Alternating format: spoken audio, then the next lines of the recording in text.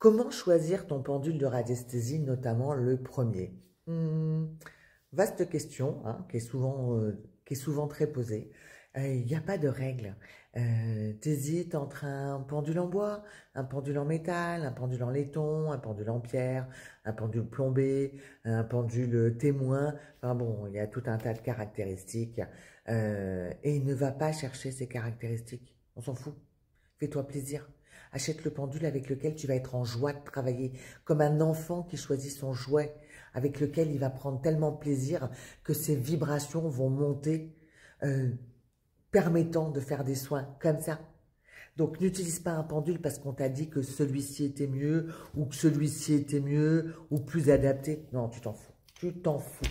T'écoutes pas les réseaux, t'écoutes pas les vendeurs dans les magasins. De toute façon, il n'y en a plus de vendeurs dans les magasins.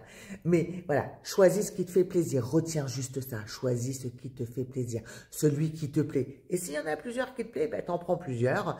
Et puis, en fonction du travail que tu vas faire, tu vas voir que ton inconscient va t'amener vers tel ou tel autre pendule. Voilà, moi j'ai tout en pendule, j'en ai je ne sais pas combien. Et en fonction du plaisir que j'ai envie de me faire, en fonction du travail que j'ai envie de faire, ben, je prends un ou l'autre pendule. Voilà, sans réfléchir.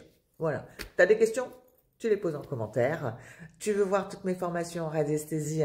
Tu les as dans le lien en bio au haut de ma page. Et vraiment, si tu veux répondre, si tu as des questions, tu n'hésites pas. Les commentaires, c'est fait pour ça.